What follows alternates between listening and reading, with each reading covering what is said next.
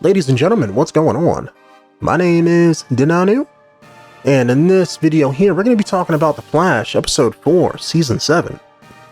And with this one here, you basically have the city coming together. They're rebuilding or trying to rebuild since the episode with Mirror Master there and everything, and how people were getting kidnapped and brought back. So the city is dealing with, I guess, that kind of trauma. And same goes for Iris. She's trying not to deal with it, but I guess by the end of the episode, she gets a pep talk from Barry as he's convincing Abracadabra, and she basically learns that she has to confront her trauma instead of trying to hide from it. So that's her basic plot of the episode. She's interviewing different people who were kidnapped by Mirror Master, and I guess listening to all of them tell their stories, she gets reminded of her trauma being stuck in there and stuff like that. So she doesn't want to deal with it and stuff like that. But then by the end of the episode, she learns to deal with it. As far as the Flash and the rest of the team, they have to deal with Abracadabra. Abracadabra comes back from the future to destroy the city and to get back at the Flash because the events of Crisis basically destroyed the multiverse. And what was left, well, I guess you could say not really destroyed it, but since things were being rebuilt, I should say, because the multiverse still exists. So technically, his family before Crisis was wiped away. He himself in his timeline or in his universe never had a family. But when that happened, all of the memories of the other multiverses and his family that were there living with him, his wife, his kid, and stuff like that, he started to see dreams of that. So he basically stole a ring that allowed him to, I guess, recover memories of what happened before the crisis. So then he got to experience, or let's say see, the fact that he had a wife and had a kid and stuff like that. So now that he doesn't have that, he was super pissed at Barry, even though the crisis wasn't his fault. But he was mad at Barry and wanted to destroy the city to get back at him, essentially. So he came back in time, stole some equipment and things like that, and basically created this bomb made out of antimatter that was going to destroy the city. And Barry and company couldn't stop him. And that's something that I was always wondered about the show. It's like, why didn't Barry just knock him out?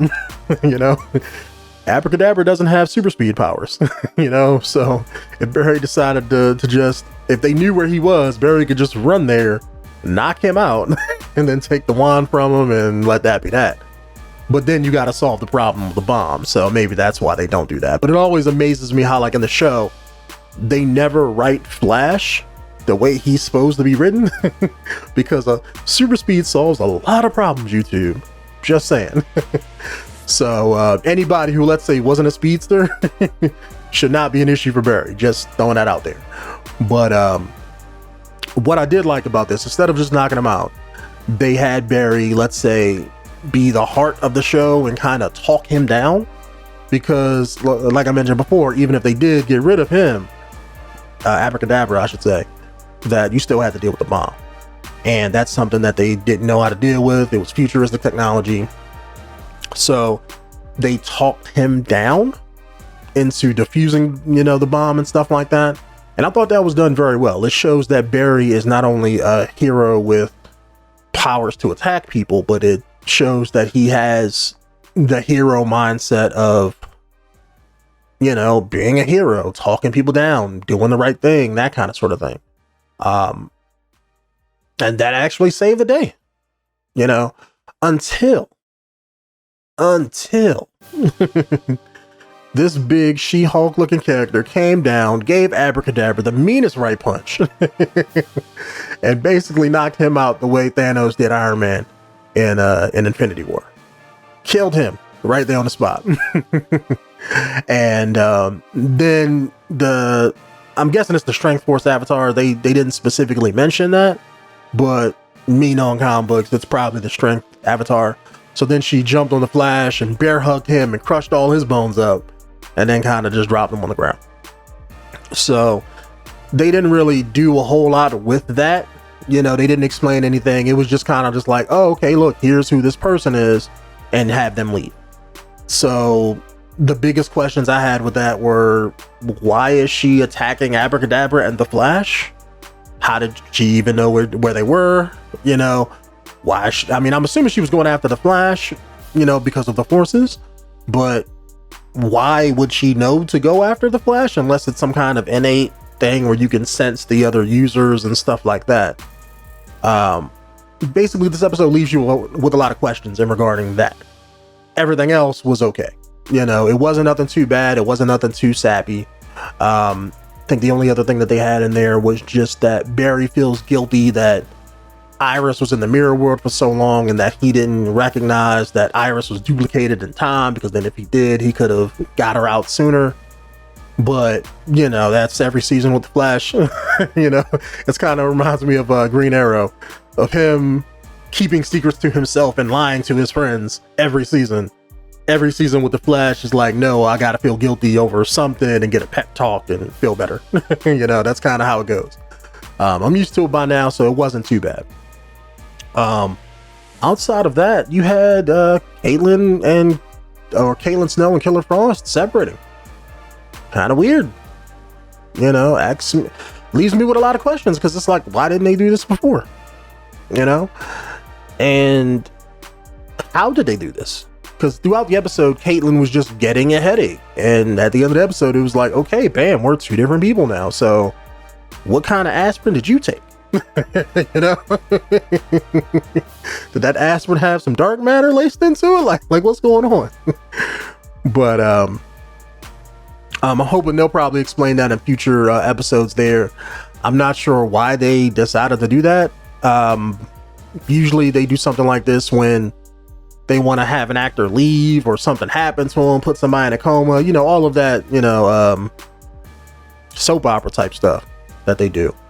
But yeah, they just had her show back up, and it was just, now she's two separate people. So unless the writer of the show got tired of writing the dynamic between Killer Frost and Caitlin Snow being stuck in the same body, now they're going to be two separate people. Maybe they did this to try to give Team Flash one more person in the comms room when things are going down, and have somebody fighting at the same time.